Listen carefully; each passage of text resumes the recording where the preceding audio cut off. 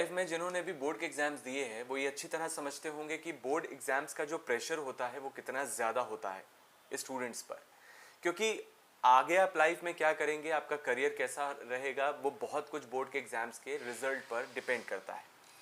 अब राष्ट्रीय शिक्षा नीति 2020 है, उसके तहत न्यू करिकुलम फ्रेमवर्क डिज़ाइन किया गया है और ये बोर्ड एग्जाम्स को लेकर है। तो जो बोर्ड एग्जाम्स अब तक एक बार होते थे, आपने भी कभी कभी ना कभी अपनी ज़िंदगी में बोर्ड एग्ज़ाम दिया होगा, या जिन्होंने नहीं दिया अब वो जो देंगे उनके ऊपर भी काफ़ी प्रेशर रहता है। तो जो बोर्ड एग्ज़ाम्स है वो अब तक एक बोर्ड एग्ज़ाम होता था। मुझे याद है जब मैंने भी बोर्ड एग्ज़ाम दिया था तो बहुत ज़्यादा प्रेशर था उसका। और अब जो न्यू करिकुलम फ्रेमवर्क बना है उसके तहत अब बोर्ड एग्ज़ाम्स होंगे 2 बार। तो अब आपके मन में ये आएगा कि सवाल कि अगर बोर्ड एग्ज़ाम्स 2 बार होंगे तो इससे तो प्रेशर डबल हो जाएगा। एक ही बोर्ड एग्ज़ाम्स को संभालना, उसका प्रेशर हैंडल करना बहुत मुश्किल था, अब दो बोर्ड एग्ज़ाम्स का प्रेशर हैंडल कैसे करेगा बच्चा। तो पूरा समझिए खबर को कि है क्या खबर, उसके बाद एनालाइज करिएगा कि क्या ये एक एडवांटेज है बच्चे के लिए या फिर एक ड्रॉबैक है।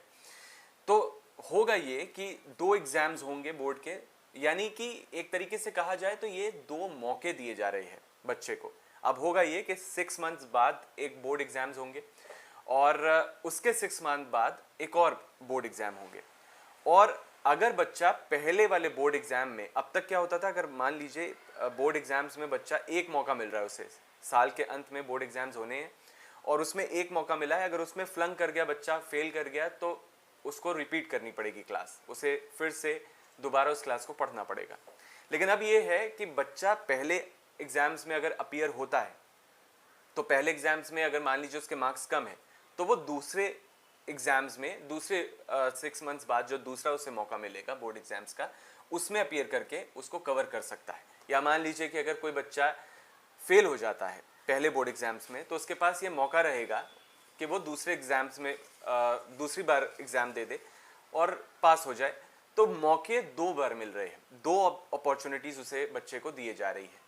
और एक और जो बड़ा बदलाव किया जा रहा है वो ये है कि 10th करने के बाद 11th और 12th में आपको स्ट्रीम चुननी होती है, जैसे कि साइंस स्ट्रीम, कॉमर्स स्ट्रीम या फिर आर्ट की स्ट्रीम।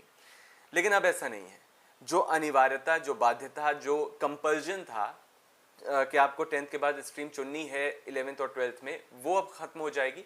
और 11th और 12th में अब आपके पास ऑप्शंस हैं। मान लीजिए कि कोई बच्चा है जैसे अकाउंट्स पढ़ना है और अकाउंट्स के साथ साथ ऐसा होता है ना कि मान लीजिए कोई बच्चा है साइंस स्ट्रीम वो नहीं चूज़ कर पाया, लेकिन उसे फिजिक्स या केमिस्ट्री, कोई पर्टिकुलर सब्जेक्ट बहुत अच्छा लगता था, तो वो क्या करता है, वो क्या कर सकता है, अब उसके पास ये ऑप्शन रहेगा कि वो अगर आर्ट्स ले रहा है तो उसके साथ साथ वो फिजिक्स भी पढ़ सकता है। आर्ट्स का मान लीजिए उसने हिस्ट्री ली तो हिस्ट्री के साथ वो केमिस्ट्री भी पढ़ सकता है। अगर कोई कॉमर्स का स्टूडेंट है तो वो अकाउंट्स के साथ वो फिजिक्स भी पढ़ सकता है, केमिस्ट्री भी पढ़ सकता है, या फिर हिस्ट्री के साथ वो अकाउंट्स भी पढ़ सकता है। तो इस तरीके के मल्टीपल ऑप्शंस उसको दिए जा रहे हैं। अब जो न्यू करिकुलम है उसके तहत जो तीसरा बड़ा जो बदलाव हो रहा है वो ये है कि अभी तक स्टूडेंट्स को 10th और 12th में एक लैंग्वेज चूज़ करने का ऑप्शन होता है, या तो वो इंडियन लैंग्वेज चूज़ कर ले या फिर फॉरेन कोई लैंग्वेज हो कर ले। लेकिन अब स्टूडेंट्स को 2 लैंग्वेज चूज़ करनी होंगी 11th और 12th में, और इनमें से एक लैंग्वेज इंडियन होनी ही चाहिए, ये कंपलसरी है। अब आपको इसके बारे में भी थोड़ा सा विस्तार से बताते हैं, थोड़ा सा ब्रीफली बताते हैं। तो 3rd से लेके 12th तक अब इंडियन भाषाएं पढ़ाई जाएंगी बच्चे को न्यू करिकुलम के हिसाब से। 6th से लेके 10th क्लास तक, 6ठी क्लास से लेके 10वीं क्लास तक 2 भाषाएं पढ़ाई जाएंगी, जिसमें 3 भाषाएं, माफ़ कीजिएगा, 3 भाषाएं पढ़ाई जाएंगी जिसमें 2 भारतीय भाषाएं होंगी। और 11th और 12th में 2 भाषाएं पढ़ाई जाएंगी जिसमें एक भारतीय भाषा का होना कंपलसरी है। इसके अलावा जो 10th के जो बोर्ड एग्जाम्स होंगे उसमें 5 के से बढ़ाकर अब नंबर ऑफ सब्जेक्ट्स है वो 7 कर दिए गए हैं। और जो 12th बोर्ड के एग्जाम्स होंगे उसमें 6 नंबर ऑफ सब्जेक्ट्स जो 6 है, 6 सब्जेक्ट से बढ़ा के उनकी संख्या 7 कर दी गई है। लेकिन बोर्ड एग्जाम्स के लिए ख़ास तौर पर ये जो 2 बोर्ड एग्जाम्स का प्रावधान रखा गया है नई पॉलिसी के तहत, इसको लेकर बहुत मिलीजुली प्रतिक्रियाएं आ रही हैं। अब देखिए, बहुत सारे जो इसके फ़ायदे गिनवा रहे हैं वो ये कह रहे हैं कि बच्चे को 2 ऑप्शन मिलेगा। अच्छा, एक बात और कि मान लीजिए कि बच्चे ने पहले बोर्ड के एग्ज़ाम्स दिए और अगर वो चाहता है कि दूसरे बोर्ड के एग्ज़ाम्स में, पहले एग्ज़ाम्स में मान लीजिए उसके 80% है और उसके किसी एक पर्टिकुलर सब्जेक्ट में 60 मार्क्स आए हैं, तो वो दूसरे बोर्ड के एग्ज़ाम्स में, जो कि 6 मंथ बाद दोबारा होगा, दोबारा उसको मौका दिया जाएगा, उसमें वो केवल उस सब्जेक्ट का एग्ज़ाम देकर उसमें ज़्यादा मार्क्स भी ला सकता है। ये भी ऑप्शन उसके पास है। अब जो बोर्ड एग्ज़ाम जो 1 से बढ़ाकर संख्या 2 कर दी गई है नई करिकुलम पॉलिसी में, जिसका जिसका प्रोविज़न रखा गया है, जिसका प्रस्ताव रखा गया है, उसे देखते हुए बहुत सारे स्टूडेंट्स ये कह रहे हैं कि ये एक अच्छा कदम है। स्टूडेंट्स को 2 एग्ज़ाम्स का ऑप्शन मिल जाएगा। एक बार एग्ज़ाम्स अगर वो नहीं क्लियर कर पाया तो दूसरी बार उसके पास ऑप्शन होगा।